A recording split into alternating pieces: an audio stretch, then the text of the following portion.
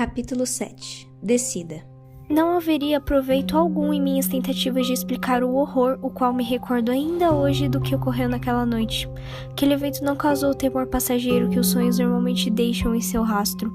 Seu efeito parecia intensificar-se com o tempo, estendendo-se para dentro do quarto e até para a mobília que circunscreva toda a cena. No decurso do dia seguinte, não pude ficar sozinha nem por um minuto. Eu deveria ter contado sobre o assunto ao papai, mas eu não o fiz por duas razões. Primeira, acreditava que ele faria troça da minha história, algo que eu não podia suportar. A outra razão era o meu receio que ele acreditasse que eu havia sido mais uma vítima daquele assombro misterioso que aterrorizava as redondezas. Eu tinha certeza de que essa segunda possibilidade estava fora de cogitação e, como o papai adoecera algum tempo atrás, eu não queria preocupar seu frágil coração desnecessariamente. A presença das minhas gentis companhias, Madame Perrodon e a alegre Mademoiselle de La Fontaine, eram bastante para manter-me reconfortada. Ambas notaram meu humor deprimido e angustiado, e, no final das contas, decidi explicitar o que pesava tão dolorosamente em meu coração. Mademoiselle de La Fontaine apenas riu, mas imaginei ter visto apreensão no rosto de Madame Perrodon. E por falar nisso, disse Mademoiselle, soltando uma risada. A Alameda das Tílias, aquela que passa por trás do quarto da Carmila, está assombrada. Ah, bobagem! Exclamou Madame, provavelmente considerando o tema bastante dispensável. Quem disse isso, querida? Marty me contou que, nas 2 vezes que saiu para consertar o velho portão, antes da alvorada, ele viu a mesma mulher caminhando pela Alameda. E ele continuará vendo, pois é por aquele caminho que as pessoas passam para ir ordenhar as vacas nos campos. Pode até ser, mas Marty ainda assim ficou muito assustado. Nunca viu alguém desse jeito. Não contei nada disso a Carmila, pois a janela do seu quarto se abre diretamente para a Alameda, eu avisei, e imagino que essas coisas assustem muito mais a ela do que a mim. Nesse dia, Carmila demorou mais do que o costume para descer de seu quarto. Fiquei tão apavorada nessa noite, ela disse, quando finalmente desceu. E de certo teria visto algo assombroso se não fosse por aquele talismã que comprei do pobre Corcunda, a quem eu tanto amaldiçoei.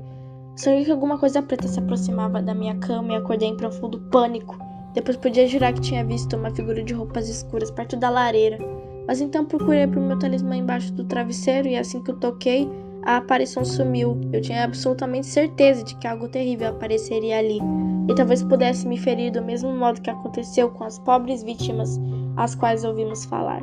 Bom, escute, comecei a dizer, e então relatei a ela meu episódio e ao ouvi-lo ela ficou aterrada. E você tinha seu talismã por perto? Ela perguntou com seriedade no rosto. Não, eu o havia deixado em um vaso de porcelana na sala de estar, mas sem dúvida irei levá-lo ao meu quarto hoje à noite, já que você tem tanta fé na sua proteção. Transcorrido tanto tempo desde aquela época, não consigo expressar, nem eu mesmo compreender como venci o tamanho pavor que me impedia de deitar-me solitária naquele quarto quando a noite caiu. Lembro de apenas ter prendido meu talismã ao meu travesseiro e, quase imediatamente depois, cair em um sono ininterrupto como jamais tivera antes. A noite seguinte ocorreu da mesma maneira e meu sono foi agradavelmente profundo e sem sonhos. Mas me lembro de ter levantado da cama bastante fadigada e melancólica, embora esses sentimentos não chegassem a ultrapassar um nível, digamos, quase prazeroso. Após eu contar os detalhes desse meu sono pacífico, Carmila olhou-me e falou. Como já lhe disse, também tive um sono tranquilo e reconfortante na noite passada. Prendi meu talismã no decote da minha camisola, pois o havia deixado fora do meu alcance na noite anterior. Tenho certeza que de tudo o que vi ao abrir os olhos não tinha significado nenhum, mas as coisas com as quais sonhei sim. Eu acreditava que os sonhos eram criados por espíritos malignos, mas nosso doutor negou essa hipótese. Tudo não passa de indícios de uma febre ou de alguma outra enfermidade que tenta invadir nosso corpo. Mas ao perceber que não consegue entrar, segue seu caminho. E o que você acredita que o talismã seja? Ele foi embebido ou borrifado com algum remédio, um antídoto contra a malária. Então você quer dizer que ele age somente sobre o corpo? Precisamente. Você não acredita mesmo que tiras de pergaminho ou os produtos de um farmacêutico poderiam espantar os espíritos malignos, acredita? Nada disso. Essas mazelas estão espalhadas pelo ar e tentam se infiltrar pelos nossos nervos, infectando em seguida nosso cérebro. Mas, antes que possam nos consumir por completo, o antídoto as repele. Posso garantir que o talismã age sobre nós não de um jeito místico, mas simplesmente natural. Meus ânimos certamente se acalmariam se eu acreditasse nas palavras de Carmila, o que tentei fazer com todas as minhas forças, e percebi que, de fato, fui me tranquilizando aos poucos. Tive sonos perfeitamente plenos e profundos por algumas noites, mas ainda acordava fadigada pela manhã e passava o resto do dia sentindo o peso de uma incômoda languidez em meus ombros. Não me sentia mais como a mesma garota de sempre. Uma melancolia bastante curiosa se apossava de mim, contra a qual eu não sentia a necessidade de lutar. Pensamentos macabros sobre a morte despertavam em minha mente, e sentia-me dominada pela sensação de que estava aos poucos afundando, o que era, por alguma razão, algo bastante convidativo. Se o estado de espírito provocado por essa sensação era permeado por tristeza, ele também me trazia deleite. Fosse o que fosse, meu coração encontrava-se plenamente resignado quanto a isso. Não ousaria admitir que pudesse estar doente, nem contar a meu pai sobre nada, tampouco requisitar a presença do doutor. Carmila ficou mais afeiçoada a mim do que jamais fora antes, e os seus estranhos paroxismos, impregnados com a sua tão lânguida devoção, tornaram-se mais frequentes. Ela parecia regozijar-se com um crescente ardor diante do gradual esvair-se da minha vitalidade, e testemunhar esses breves vislumbres de insanidade era algo que sempre me chocava. Sem ter consciência disso, eu agora enfrentava um estado extremamente avançado da doença mais estranha que um mortal poderia ter. Seus sintomas iniciais haviam contaminado minha mente com um inexplicável fascínio, o qual me mantivera disposta a lidar com as debilitações proporcionadas por essa enfermidade. A intensificação de tal fascínio mais tarde se confundiu com uma sensação de assombro, penetrando gradualmente em meus sentidos até finalmente corromper por inteiro o estado em que minha vida se encontrava até então. A primeira alteração pela qual passei me causou, na realidade, uma grande satisfação. Ela ocorreu bem próximo a um momento bem crítico de minha vida, quando teve início a minha descida ao Lago de Averdo. Vagas e estranhas impressões passaram a visitar meu sono. Entre elas, destacava-se uma que se assemelhava àquele tão aprazível e peculiar calafrio que se percorre em nosso corpo ao nos banharmos, ou nadarmos contra a corrente de um rio. Seguido a isso, vieram sonhos que pareciam perdurar uma eternidade, tão nebulosos que eu não era capaz de recordar-me nem dos ambientes, nem dos rostos, nem de nada que houvesse estado presente neles, mas em sua passagem deixavam um péssimo desconforto, além de uma sensação de esgotamento sufocante, como se a minha mente tivesse passado por um longo período de inquietação e perigo. Após ser visitada por todos esses sonhos, ao acordar eu mantinha comigo a memória de ter estado em um lugar quase completamente escuro e falado com pessoas que eu não podia enxergar. Lembrava sobretudo de uma voz feminina ao longe, muito clara, de um falar sereno e carregado de sentimentos, que gerava em mim uma sensação inexprimível, solenidade e temor. Por vezes, imaginava ter sentido o gentil acariciar de uma mão ao longo da minha face e do meu pescoço. Em outras, sentia em mim o beijo de ardentes lábios que me tocavam com uma crescente paixão e se demoravam em minha pele mais e mais à medida que se aproximavam da minha garganta.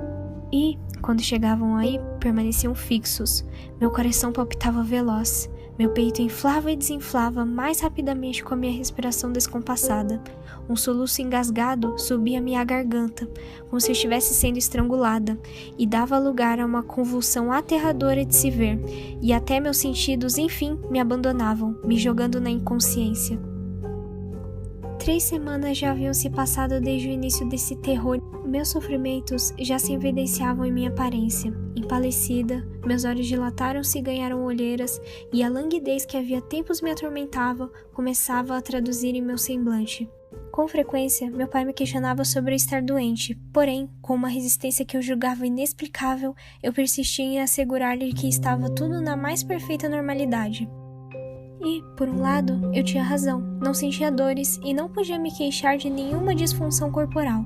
Aparentemente, meus únicos desarranjos eram de natureza imaginária, os quais me deixavam tão terrivelmente debilitada que eu os resguardava de todos com uma descrição mórbida. Eu não poderia atribuir essa enfermidade aos que os camponeses chamavam de Oupre, pois meus sofrimentos já se estendiam por 3 semanas, ao passo que todas as vítimas, até então, haviam perdurado, quando muito, 3 dias antes de a morte, enfim, levar suas dores embora.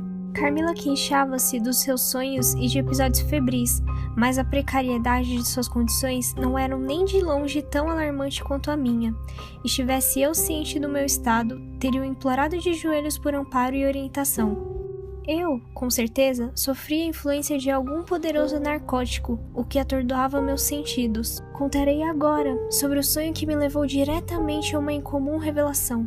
Em uma dessas noites conturbadas, em vez de ouvir aquela habitual voz que falava comigo na escuridão, escutei outra, terna e doce, mas ao mesmo tempo terrível, que disse: Sua mãe a adverte que seja cautelosa quanto a um assassinato iminente. E, no mesmo instante, uma luz repentina tomou conta da cena, e vi Carmila de pé na extremidade da cama, vestida em sua camisola branca e banhada de sangue do queixo aos pés. Acordei com um grito estridente, certa de que Carmila estava sendo assassinada. Lembro-me de apenas ter saltado da cama e me dirigido ao saguão, onde fiquei aos prantos implorando por ajuda. Madame e Mademoiselle chegaram ali em um átimo alarmadas. Havia sempre uma lamparina acesa no saguão e, ao me verem, deduziram imediatamente qual era a causa do meu assombro. Insisti que tentássemos entrar no quarto de Carmila. Batemos a porta, que estava trancada, mas não obtivemos resposta. Então, cerramos os punhos e esmurramos a porta, gritando seu nome, mas em vão. O terror se apossava de nós. Apressamos-nos de volta ao meu quarto, onde havia uma campainha, e começamos a tocá-la desesperadamente. Se o quarto de meu pai estivesse localizado naquela parte do castelo, ele certamente teria nos ouvido e vindo em nosso auxílio sem demora. Mas ai de nós! Ele estava longe do alcance da campainha. E chegar até ele envolvia caminhar por meio de corredores do castelo, os quais nenhuma de nós tinha coragem de percorrer. No entanto, ouvimos passo dos criados pela escada e pudemos distinguir que eles encaminhavam para o saguão. Àquela altura, eu já havia me trocado e minhas governantas encontravam-se previamente vestidas de modo apresentável. Ouvimos as vozes dos criados e nos apressamos para fora do meu quarto. Uma vez, tentamos, sem sucesso, chamar por Carmila sua porta. Em seguida, mandei alguns homens forçar a fechadura. Eles começaram o trabalho, enquanto nós segurávamos nossas velas um pouco afastadas. A porta, enfim, se encancarrou e olhamos para dentro. Chamamos seu nome, mas ela ainda não respondia. Esquadrilhamos o quarto, tudo estava intocado, do mesmo jeito que o deixara ao me despedir dela naquela noite. Mas Carmila havia desaparecido.